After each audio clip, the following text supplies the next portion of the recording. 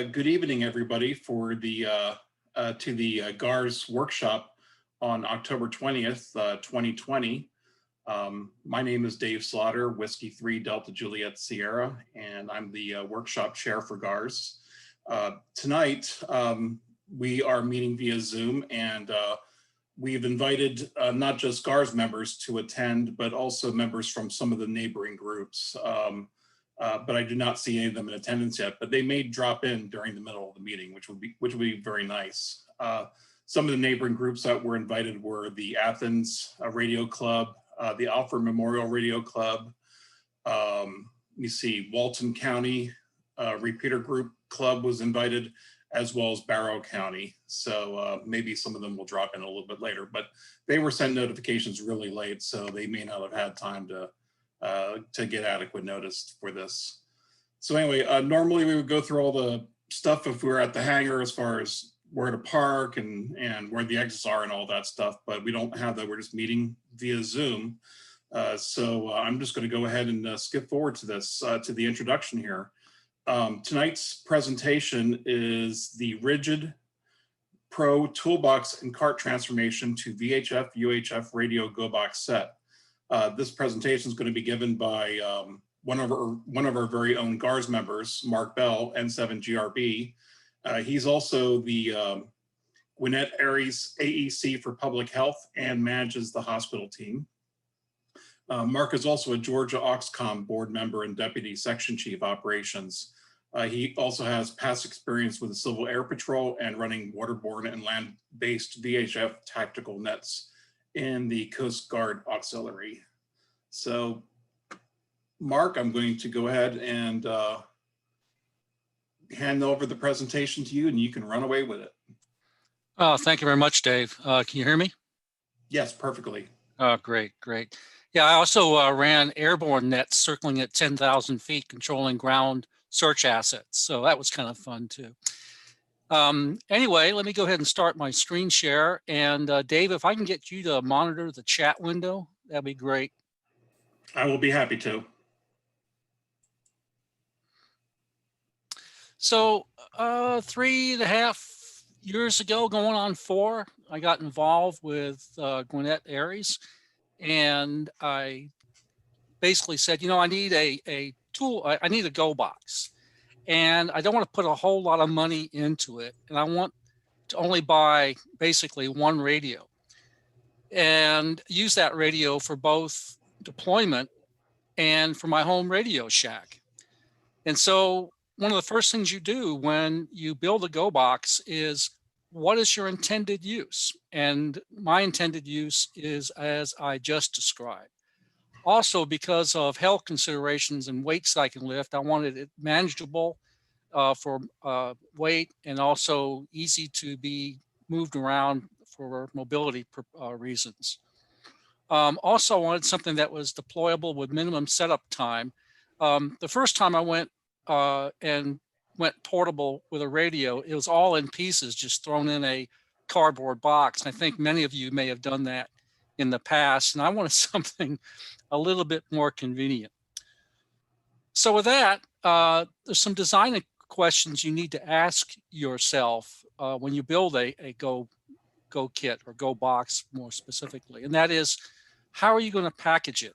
Well, I mentioned my first go around was with a cardboard box and just tossing stuff in there, but there's several choices that you can make. And listed here are a few of the common ones. So a rack system, 4U, 6U, or even 8U. And I've seen pictures of some folks that did a 10U rack system, but the rack itself was on wheels. Pelican cases, lots of solutions use Pelican cases, a little on the expensive side. And then the other, there's a whole bunch of other alternatives, all from, build your own box out of wood to, in my case, basically use a commercial toolbox set. And there's several on the market, one of which is Rigid, which is a brand that's marketed through Home Depot. Another choice is, what are you going to do for your power? Is it going to be integrated into the Go box, or is it going to be in an external box or lug along case? And the question you ask is, what do you want? Ease of use? You want to save space? You want to save on weight, as in distributing weight through multiple boxes versus one box? And then are you going to run it off of a battery or a plug-in AC power supply unit? Or are you going to do both? Okay. Another question that I found was worthwhile asking, because I've seen several different solutions that people have done, is that, are you going to operate this with an open case where the radio is exposed, or are you going to operate it closed? And what you have to ask yourself in each of those situations, what is your guiding concern? Is it thermal considerations? Is it moisture considerations? And by answering those, it helps guide you whether you're going to do a closed or an open box solution. So as I mentioned, and the topic of the discussion relates to using a rigid toolbox. And here you see the classic picture of the rigid toolbox family. They actually have a few more boxes in their solution set. But one of the great attributes of this solution is this bottom unit is called the rigid tool cart. It has some pretty good construction done to it. It's fairly heavy duty plastic. The wheels are fairly heavy duty.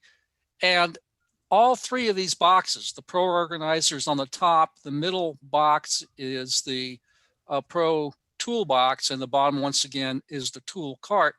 They all snap together to form a so to speak, one piece unit when it comes to moving it around. And that's very good for moving stuff from your car to your setup site or vice versa.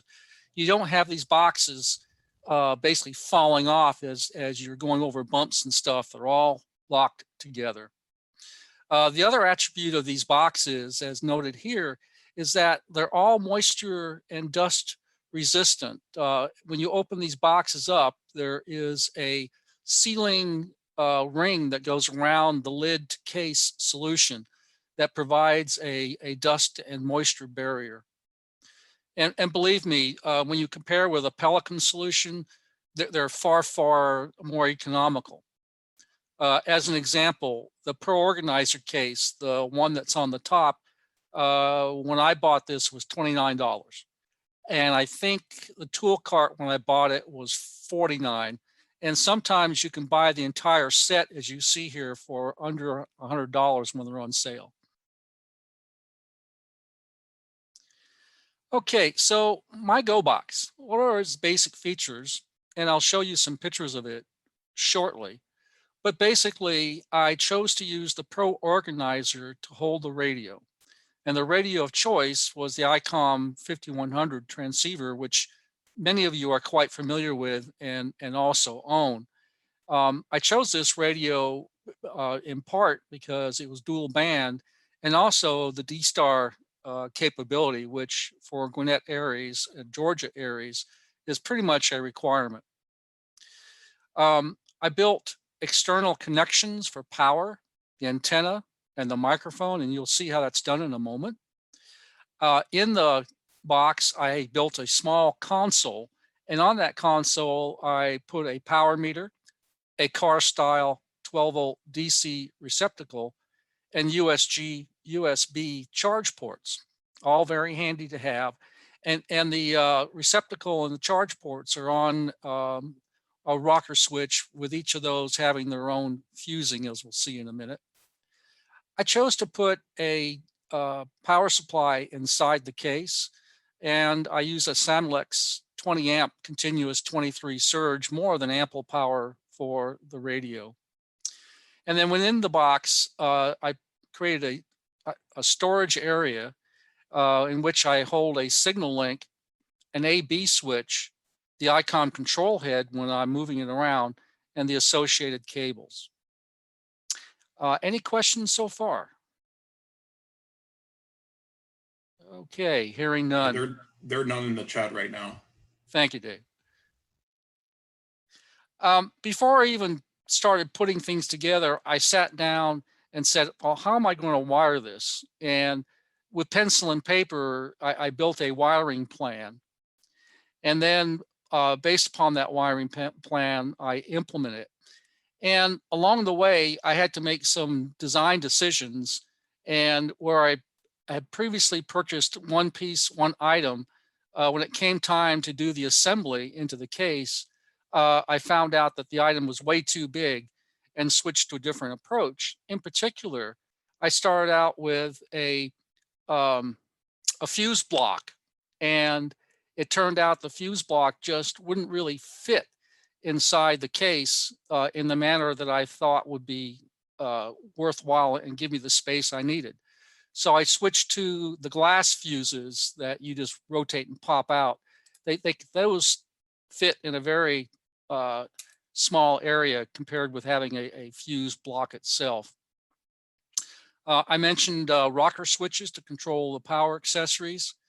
The fuses are easy to access, and you'll see that when you see the control head. Anderson power supplies, throughout for connecting the external power to the box.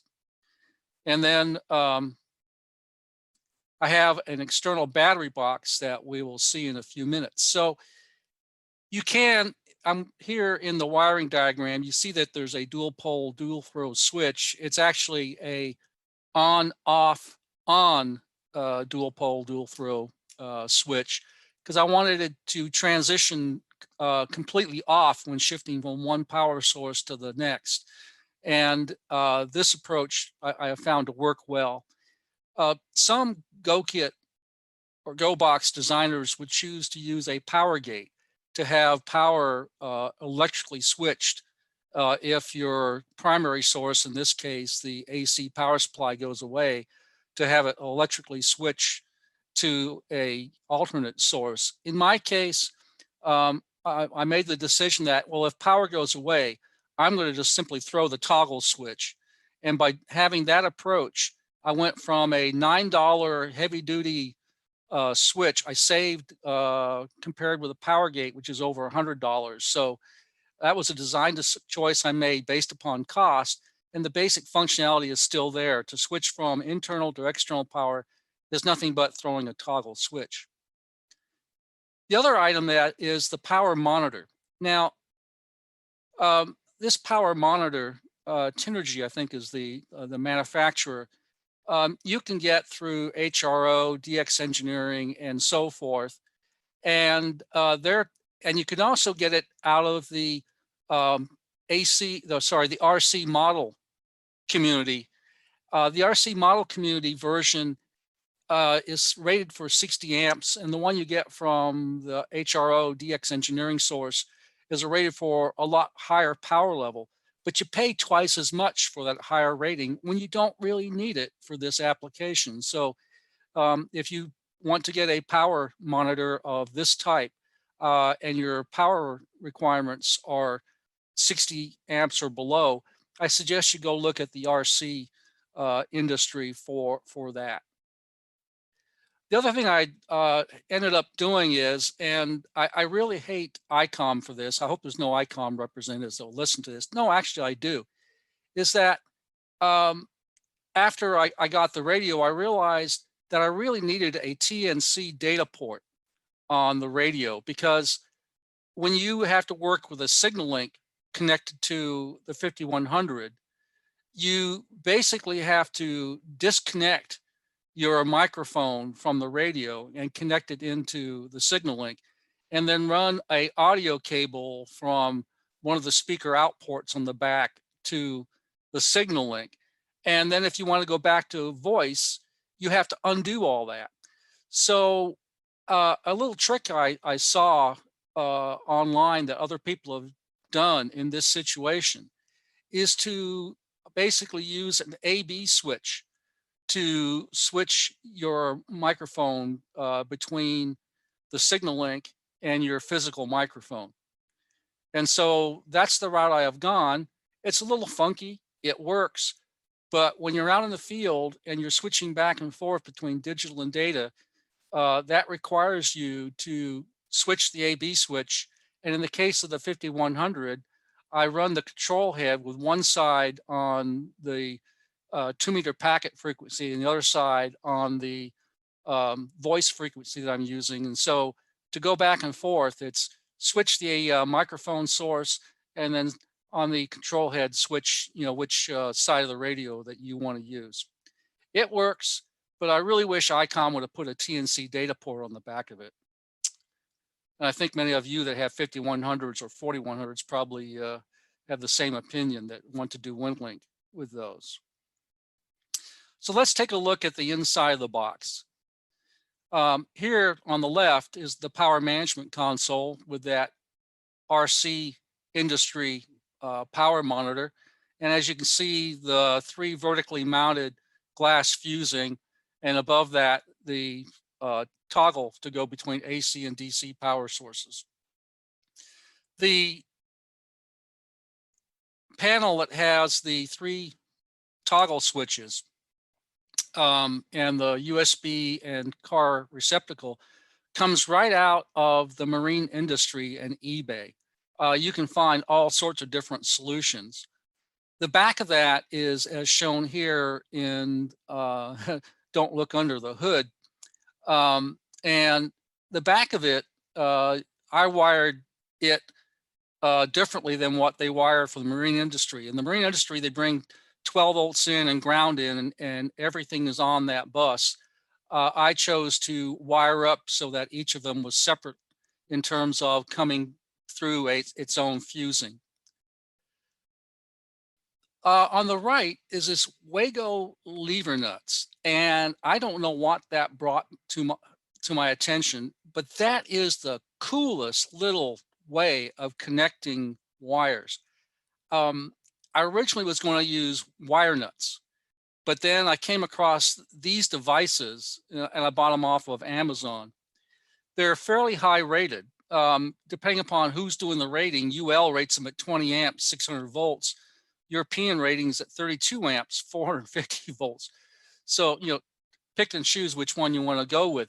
But this can handle fairly small gauge wire, and then all the way up to 12 gauge. And then I have seen a write-up of people that use 10 gauge stranded into these connectors and managed to make it work. This 5 wire connector, a package of 10, a little over $10. And you can get them down to just 2 wire connectors, 3 and 4, and as you see here, 5. And I still have a few of these left, and I keep them in my toolbox if I need them in the field. Really great way to connect wires to a common bus, as I've done here.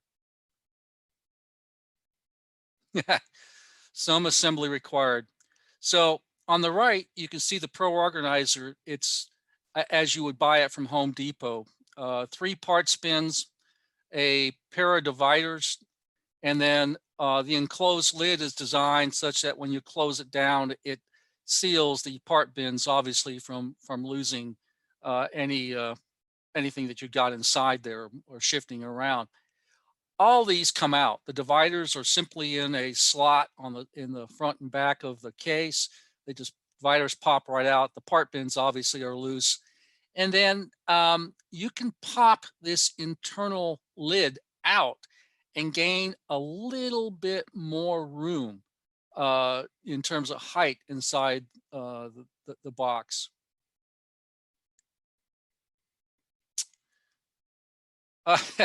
Yeah, more parts, never enough. I thought I ordered everything I needed, and then when assembly started, I went, oh drats, back to eBay, back to Amazon, or over to the store. I think everyone has that common type of problem. So here's a picture. The inside lid's removed, the part spin, the dividers are gone, and I needed a way to attach the power supply and radio to the box so it wouldn't shift around. And what I chose to do is I had some scrap 3/16 ply lying around, and I simply cut a piece to fit the dimensions of the bottom of the case. And then also with scrap wood, built my little console, and it's designed with a gap on the side to allow the wiring to come out to the radio and the power supply unit. And then the base itself is attached to the bottom of the Pro Organizer case with a couple of bolts. And it works.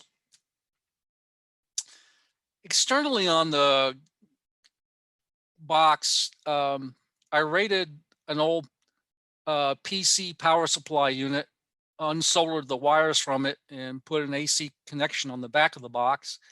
And I think most people here recognize the PowerWorks product with the Anderson power pole connectors.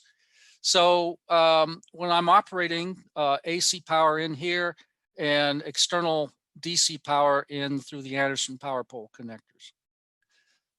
Looking around at the opposite side of the case, essentially you see on the right side the antenna connection with a bulkhead SO239 mount. And on the left side is a RJ45 bulkhead mount. And the microphone, as you're aware, on the 5100 is an RJ45, so it worked out really well. And then at one time, I had planned on putting a USB-B connector here that I would run to the signaling device. But after I had put things together and positioned stuff, I said, nope, and scratch that plan and put a cover plug over the hole that I made. But that's essentially it. Those are the connections on the box for power, microphone, and antenna.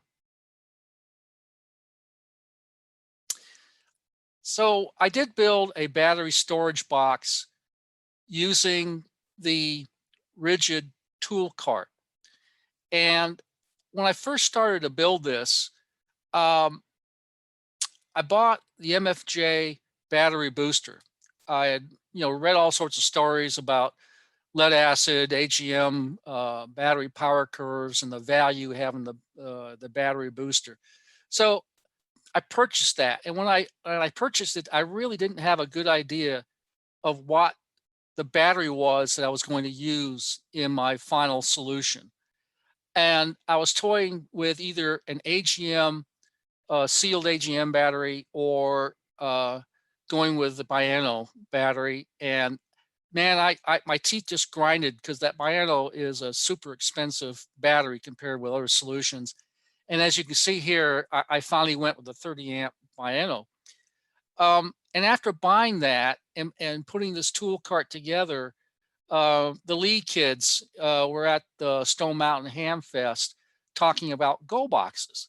And they used the Biano batteries. And what they were saying is you really don't need a battery booster with a Biano battery, the lithium phosphate ion batteries, because of the built-in circuitry they have in there, and the power curve for the thing, holds a pretty good 13.8 or so volts until you get to almost to the exhaustion of the battery capacity itself. Then it drops off like a lead brick.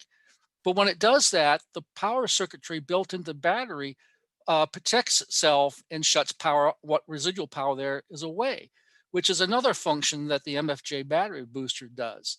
So in hindsight, I could have saved $100 and something if I would have upfront said, well, I'm going with the Biano, and I would have done the research, such as what I heard from the Lee family at the Stone Mountain, to realize I didn't need it if I went with the Biano. So the value, though, of my current setup is I do have the Biano, fantastic battery. When this one goes south, I'll buy another one. But the battery booster allows me that if I'm in the field and my Biano has gone flat on me and I had access to a lead acid battery, for example, I could make use of that as my source, running it through the battery booster. So that's my rationale for where I'm at today. Any questions so far? Yeah, Mark, this is Ed. You said the Biano was 13.8. I thought the Biano was a 12-volt battery. Well, no, these batteries are actually put out more than 12 volts. And so they're 14.4. yeah, yeah, I mean, they're really darn good batteries. It's just like a car battery. They say, well, it's a 12-volt car battery. In fact, they put out more than that when they're fully charged. So really 13.8 is what you tend to think of. Any other questions, Dave, there on the list? No, I don't see any. But yeah, I have Biano batteries as well here, and yes, they're more expensive, but the factor that they're way lighter than an AGM battery, to me, makes it very much worth it, especially when like you've got to drag one of these go boxes around a bit of distance. Yep. You just hit the other rationale I use to spend those dollars. And here again, it goes to my medical conditions with my back. A third the weight of a lead acid, which, it's well worth it. And you'll note, by the way, that even though I have fusing in my go box, I also have a master fuse in the power box, as you can see here. It's 30 amps is what I've got on that one. So. Hey, Mark, it's Dave. Yeah. Yeah. So one other thing, when you read the Biano website, they talk about is that your LiFePO 4 batteries have many more charge-discharge cycles than a AGM battery. And if you do the math, I think the Biano actually costs less over the lifespan, meaning that you'd have to buy that many more AGM batteries to equal the lifespan of the LiFePO 4 battery. So it's a heavy upfront investment, but over the long run, if you're going to be using it, it's cheaper. You're correct. I believe that's the case too. And it's a good battery. It's a very good battery.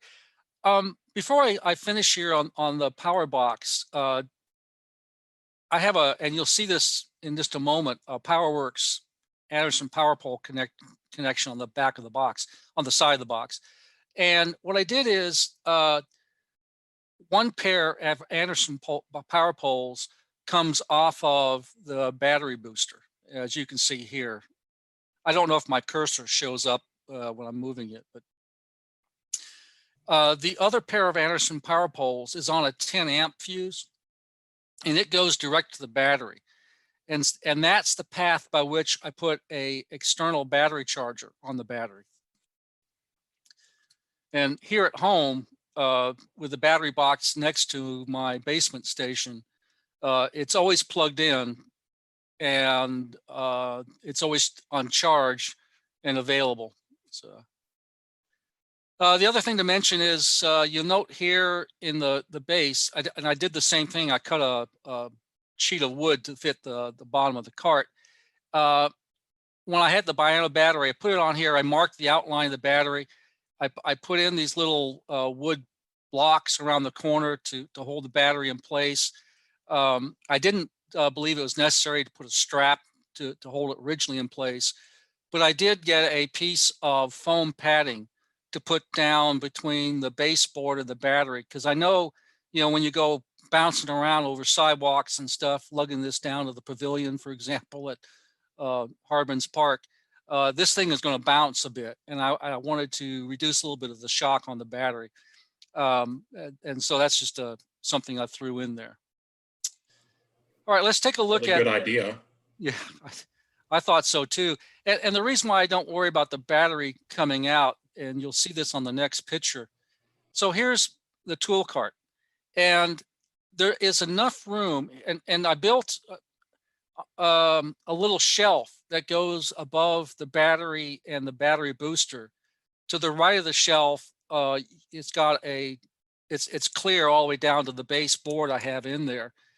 And so what that shelf does is it gives me room to put a toolbox, and this is my HF antenna. Underneath it, there's some other odds and ends pieces.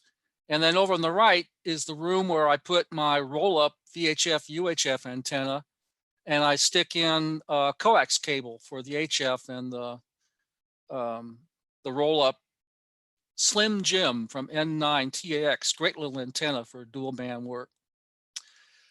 And here you can see on the back of the toolbox, I wanted to have a master power switch. And this is not a new idea. This is something I saw another ham do for their power solution too. This is a very heavy duty power switch that comes out of the power tool industry for turning on skill saws and the like.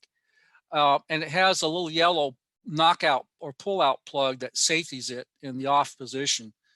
And so I use this for powering on and powering off the box.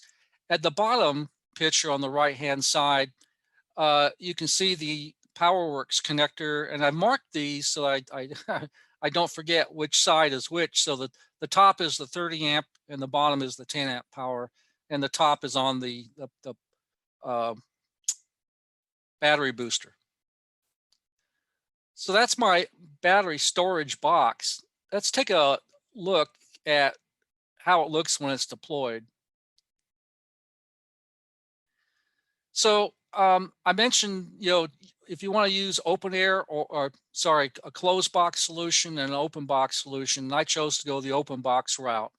So last year before Mr. COVID-19, we had at the GARS meeting a GoBox show and tell, and I bought my box. And so this is just to remind you of what it looks like. This was at a safety exposition at the Georgia Gwinnett College over in Lawrenceville. I set up there running this radio, and there's the control head. Now, I saw a really great YouTube video that a ICOM 5100 owner had done that gave me a lot of motivation to not buy ICOM parts. So, well, I got to qualify that a bit. So, ICOM sells this really nice stand for the ICOM control head. Do you realize you can go out and buy a cell phone tablet stand for a third the price of the ICOM solution, and it works just as well? So what I did is I bought this fold up cell phone stand. I cut off the little foot on the stand that angles out that the cell phone would rest on. And then I drilled a couple of holes in the stand and put in the mounting plate, the mag mounting plate for the control head. And when I go and pack up, I simply disconnect the control head from the cell phone stand. It's magnetic. Put the control head in the accessory box. I'll talk about that one in a moment too. And then fold up the cell phone stand and put that inside the Go box. So, designed with portability in mind. Now, this accessories box is extremely high tech. My wife had bought a couple of Clark shoes. And I said, dear, that box almost fits in my Go box. May I have it? And she goes, sure. And so with a little bit of cutting for length and a little bit of packing tape, I now have myself an accessory box that fits in that specific space inside the unit. Works real well. And then something else, by the way, that I picked up at the 2017 Stone Mountain Ham Fest when they started doing the Go Box competition. And this Go Box, by the way, won me a $100 certificate from that. Mark everything. Mark everything. So, for my own convenience, obviously the storage box has marked on there what goes inside of it. And all my cables that are detachable, for example, have stickers on them with my name and call sign. And that was something that was pointed out to me at the Ham Fest was a good practice to do when you have a portable piece of gear. My daughter, who's a teacher, had bought a 4x8 sheet of whiteboard to use for different projects, and she had it cut up. I said, can I have a piece? Sure. So I had enough room to take a piece of that whiteboard and fashioned a way to hold it inside the lid. And that gave me an area to write down information about what I needed on deployment, like who's the net control, and what frequency we're operating on and so forth. In the top right corner, you see a picture of the A/B switch and the signal link as used. And this picture, by the way, is taken in my upstairs, my second floor room where I have a little home office. So I mentioned 2 usages for this radio. One's for deployment and one's for home base station type use. So when I'm at home, this unit is in my second floor home office, and the control head is sitting on top of my desk with a microphone with a USB, a RJ45 network cable extension, moving my microphone over to my desk. So, and that's another one of the places where I mentioned the YouTube video and thinking out of the box. You could buy a ICOM extension cable, or knowing that it is RJ45 connection and all you really need is a pass-through cable, go out and buy a Cat 6 or better cable, because the Cat 6 has better shielding. And you'll spend a third of price of what you do if you bought the original product from ICOM. All right. One more picture here of it being deployed. As you know, I'm involved with Gwinnett Aries, and as many of you are, and we've been doing the Jailbreak Run exercise for a few years, and unfortunately COVID-19 has brought that one to a close, but this has gone portable to that fun event that the sheriff holds.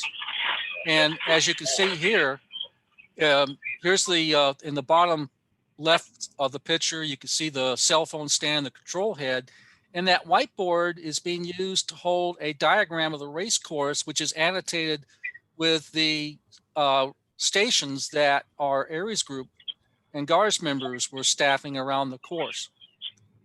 In the right side picture, we've been involved a lot with American Red Cross on exercises, communication exercises with them, and training exercises.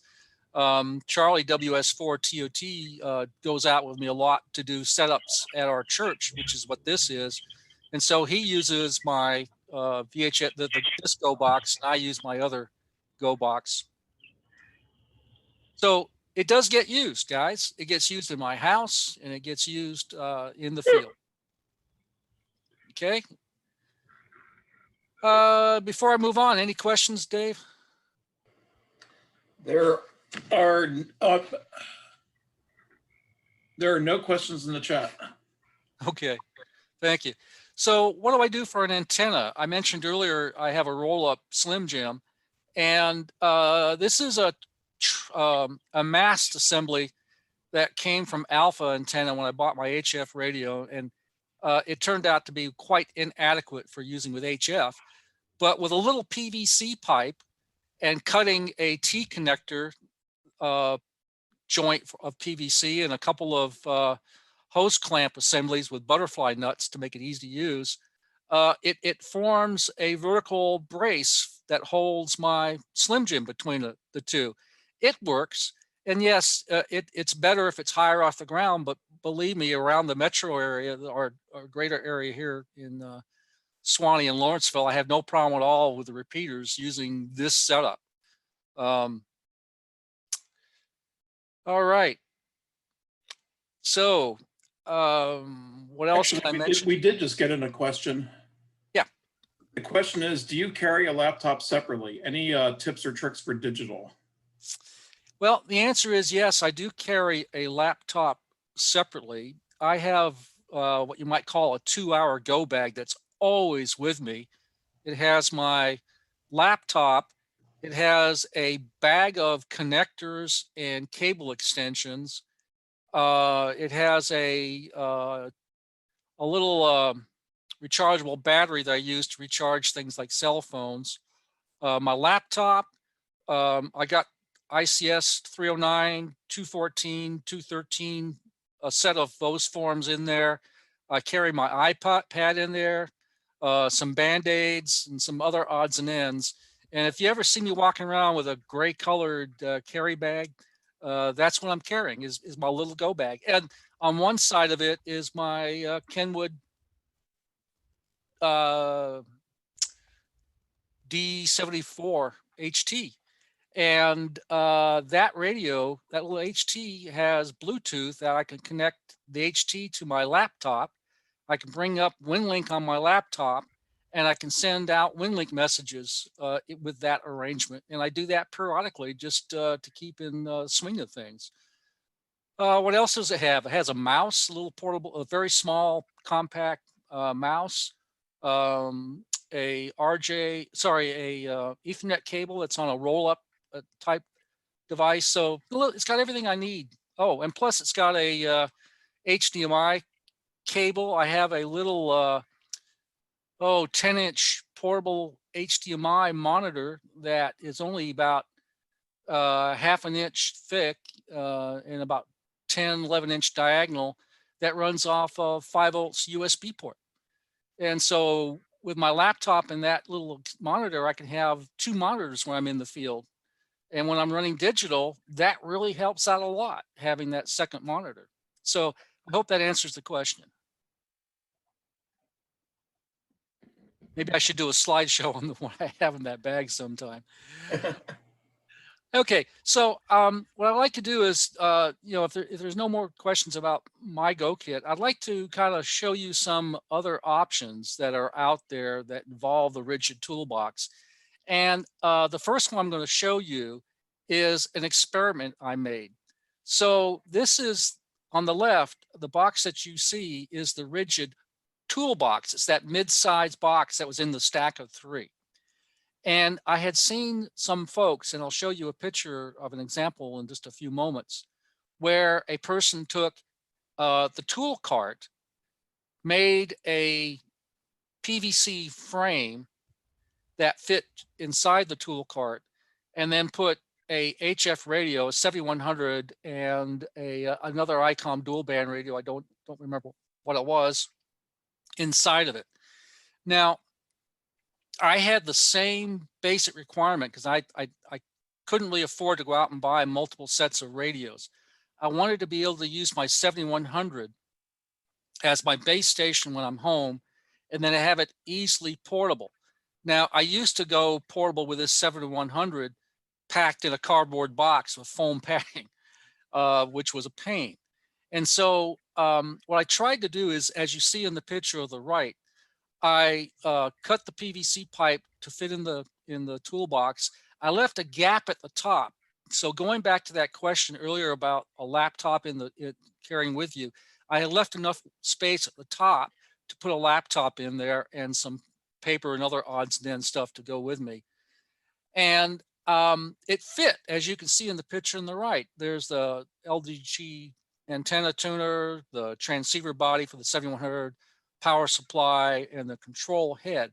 And the problem I ran into is the 7100 power connector to the back of the transceiver body protrudes fairly far. And I've had to put a lot of stress, bending stress, on that connector in order to make it fit inside the toolbox, sorry. And so I said, well, I'm not going to put undue stress on, the cabling out the back of that radio and risk any long-term damage and have to do some repair work. So I abandoned this approach with the toolbox for my HF 7100 HF, and I went to a 4U case instead. But I really would have liked to have had it work. But here again, I saw an issue with long-term use and causing potential damage with on the cable assembly and the connectors on the back. Now, one of my motivations was George, and I apologize, I'm not going to try to pronounce his last name, KJ6VU. He is ham radio. He ran a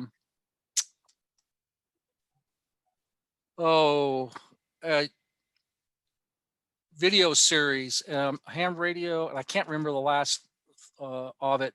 And he just continued doing that a year ago with his partner. But he took the Pro Organizer toolbox and he stuck into it a 7100 transceiver with an LGD tuner. And he kept one of the separators, as you can see on in the box, and that's where he had room to store the control head and the microphone. And he's a CW guy too, so you can see this paddle in here. What he elected to do is he elected to run the unit closed. And so he drilled a hole, as you can see in the top left of the left picture. You can see a large hole there. And what he did is he took a PC power supply, and on the right, he attached a thermal sensor that would regulate the fan speed. And he drilled on the right-hand side where the connectors are going out to antenna and microphone. He drilled several ventilation holes. So he chose to operate his radio closed, drawing air through the box and exhausting out through where the cutout is at. I exchanged email with George, asking about his solution and getting some more information from him. And I said, you know, George, here in the Southeast, we get horrendous rain downfalls. He's out west, and I forget now exactly where, but it was in an area that was predominantly dry, semi-arid type of area. And I said, you know, my preference is that when the box is in transit, to minimize any potential for water moisture intrusion. And so on my box, as you saw earlier, you have to open the lid to run to get ventilation. And there's no holes in the box that are also paths for dust and dirt to get in. Well, I wanted to go back to the comment earlier about thinking out of the box in terms of avoiding buying expensive ICOM accessories. You know, I love ICOM as a company, except they really messed up not putting that TNC port on the 5100. But you can see here, does he use a ICOM radio mount to hold the transceiver body to the baseboard that he has in the box? And the answer is no. He did, and I did the same thing. I went out to the hardware store and I brought little angle brackets that would serve the same purpose for a fraction of the cost of buying an ICOM radio mount. Plus, it made the unit fit better in the box. And then you can see here, and I did the same thing with the 5100, except in my case, the power supply unit is connected to the baseboard, and then the 5100 to the power supply unit. I used very small angle brackets. I bought a bag of them off of eBay, and you have to be very careful. But basically, when you attach, in my case, the 5100 transceiver body to the power supply, in his case, the LDG 100 tuner to the transceiver body, you have to make sure that you have adequate clearance between the case top and the components inside before you start even considering drilling anything and mounting whatever it is you're going to mount on top. And then the other thing that you do is you don't run the bolts from the top down. You use flathead or stove head bolts and come from the inside out, such that the height of the bolt is on the outside and doesn't protrude on the inside. Just common sense. But that's what he did, and I followed suit and did the same thing and saved a bunch of bucks. So he uses external power, obviously. Another person that gave me, you know, some good ideas, and this is where the idea for the whiteboard came from in the case lid. And John, K6 CPO, built a solution using the triplet set of rigid boxes. So he chose to put his VHF UHF radio in the toolbox, and you can see he's got a panel on the front with power and current, plus 12 volt and USB ports. And the toolbox comes with this neat little lift out tray. And obviously you can see he's got mouse and other things stuck in here. Now to the right, top right corner, you know, a rig runner, his radio, and the blue colored box on the left. Anyone want to take a guess what that is? It's a linear amplifier. And so he's getting up to 100 watts, whatever he's using, but that's a linear amplifier he has on left. Okay, so the Pro Organizer box that you saw me use for the radio, he uses as his parts bin. And then the tool cart, he uses a lead acid battery. And he has a charger down inside that also accommodates, it's in his plans to eventually use solar panels. And given this is a couple years old, he may have already implemented the solar panel solution. Real slick.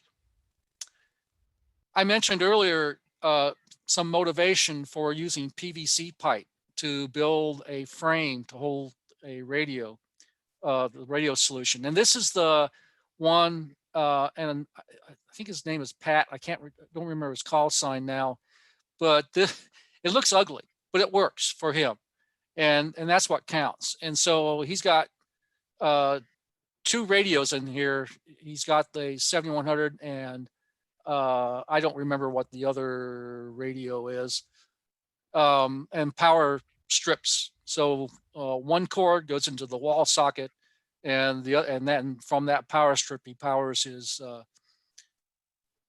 power supply. Plus, it gives him a place to plug in extra stuff. Like here's a USB power source. So that's kind of it for throwing out some alternative thinking for doing a Go box. And you've seen what I've done. Unfortunately, it didn't work for my desires for my HF radio. And as I mentioned, I went with a 4U case for that. Other than that, any questions?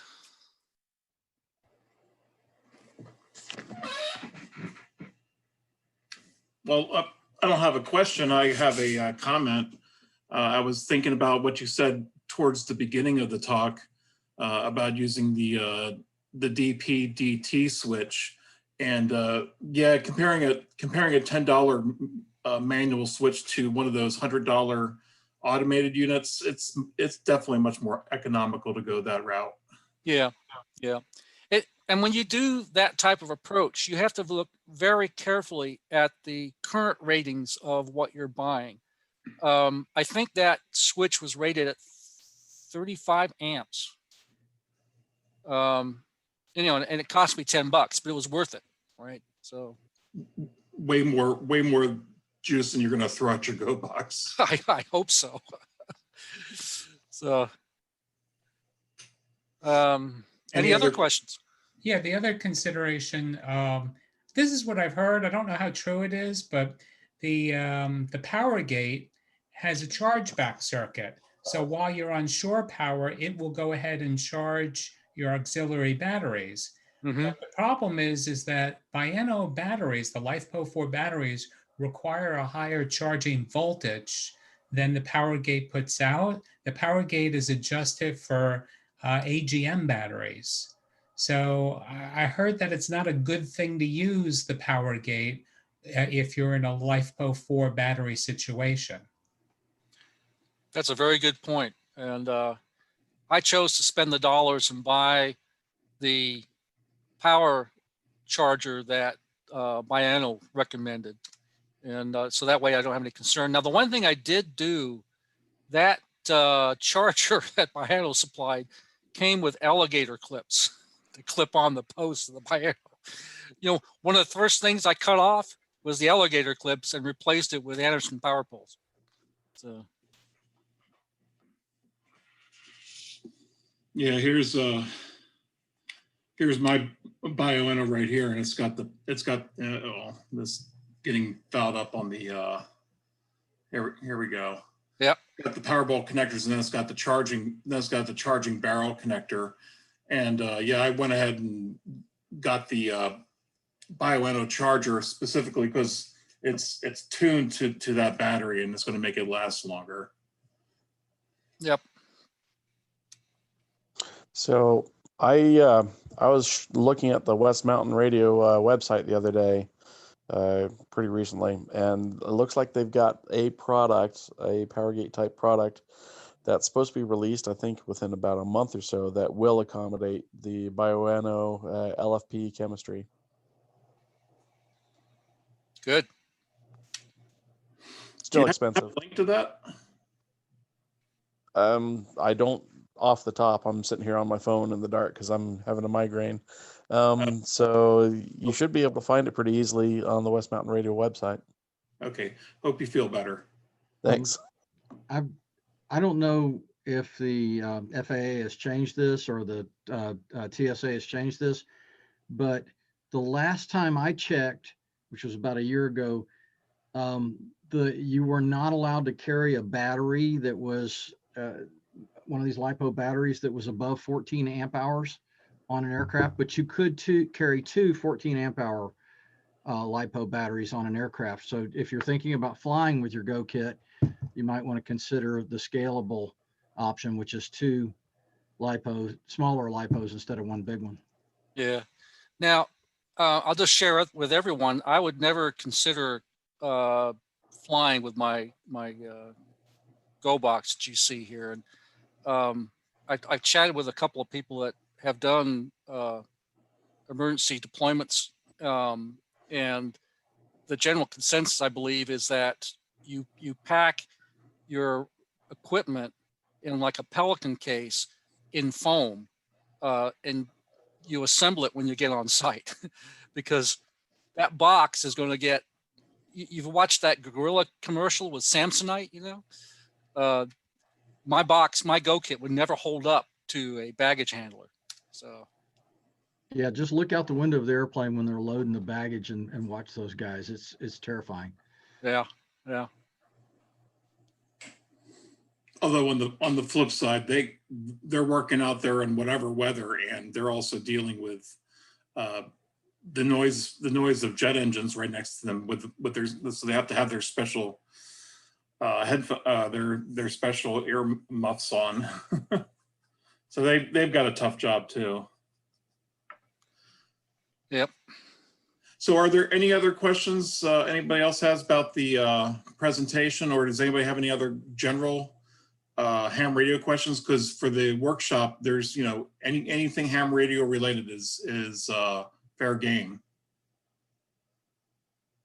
Hey, Mark, I have to acknowledge you've really provided some great ideas with some of the stuff. And one of the things when I was building my 7100 Go Box, which is a rack mount, is that on the 7100, it has the, I think it's the 1/4 20 thread on the bottom, which does camera mounts. And there are some different ones available that will give you a pivoting mount for that. Also, I discovered something recently.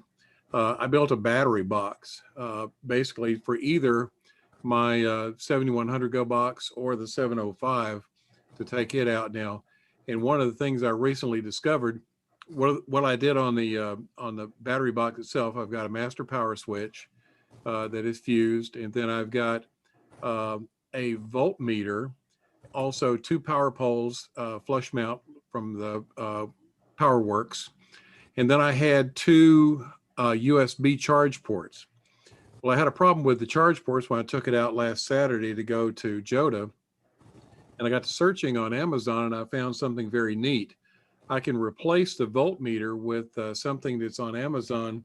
The chat window closed. I can't show you the link, but if you'll look, it's got the voltmeter, DC voltmeter, but it also has two USB charge ports there as well.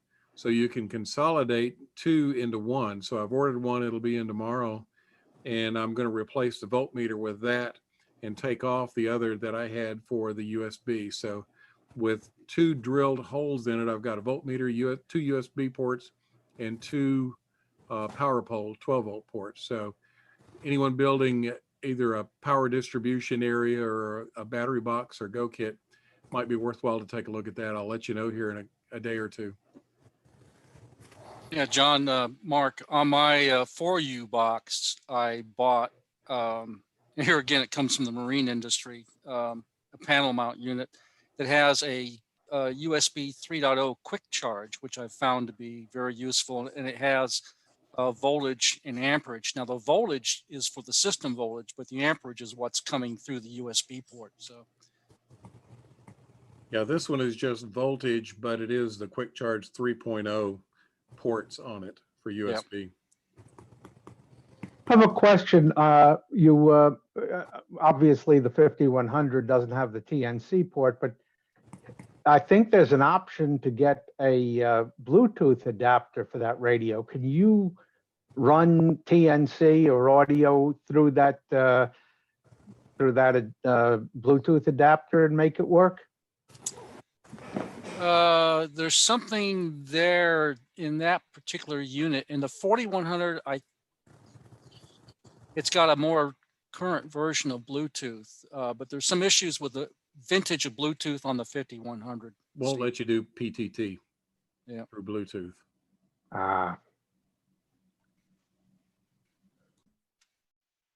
Oh, can you I think it allows you to do PDT, but you got to use the ICOM solution for it. Yeah, right. Yeah, the BT01 headset or something like that.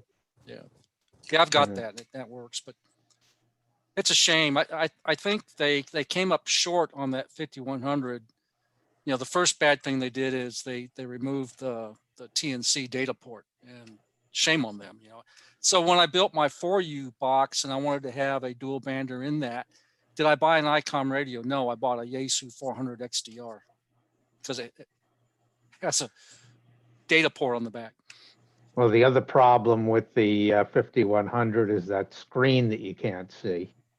Yeah, it's pretty much a direct view. You get any angle off, and it's bad. So.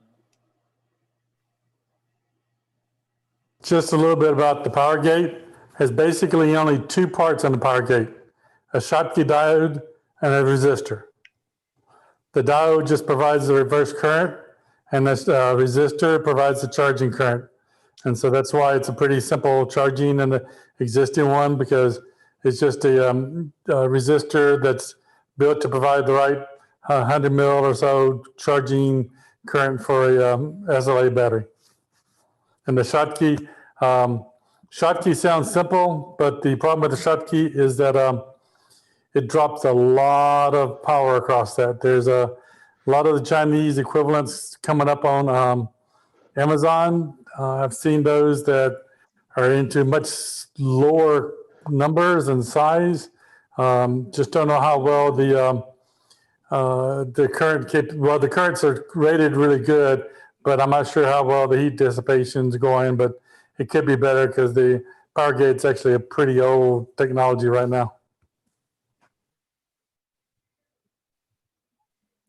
You know, I think it's a good device to have in your solution, particularly if you're running a lot of digital traffic, to have that near instantaneous switching. But yeah, I made the decision that go cheap versus, you know, go expensive and get that fast switching. So.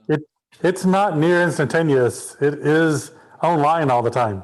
All that happens is once the external voltage drops below the battery voltage minus the Schottky, then it just starts carrying the load. There's no switching per se that occurs in that. It's just whoever's got the highest voltage will carry the current. Oh, good. Thanks. Now, the later versions of the power gate, depending on the settings you put in the fuse, in that it will charge at different currents as well, and for different types of batteries. That's, I think, the PG40S.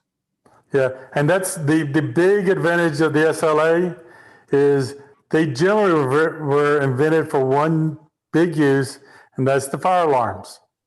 So every fire alarm that you see the fire alarm indicators in commercial buildings, not the fire alarms in your house, but the fire alarm indicators or the exit indicators, every one of those has got an SLA in it. And basically what happens there, the design is the SLAs are designed to run on a trickle charge all the time for their entire lifetime. There's not hardly any other batteries that will run on a trickle charge. So the SLAs, you can just leave them plugged in all the time. They'll be there when you need them. And as opposed to everything else where you have to cycle the battery, you have to, make sure it's charged when you want to. The SLAs are just there until they're not there.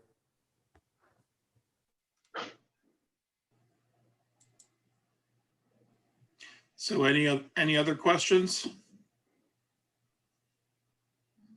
All right. Hey, Mark, I learned absolutely a lot of new techniques and stuff. I wanted to thank you so much for giving this talk tonight to everybody. And everybody, please give Mark a little hand here.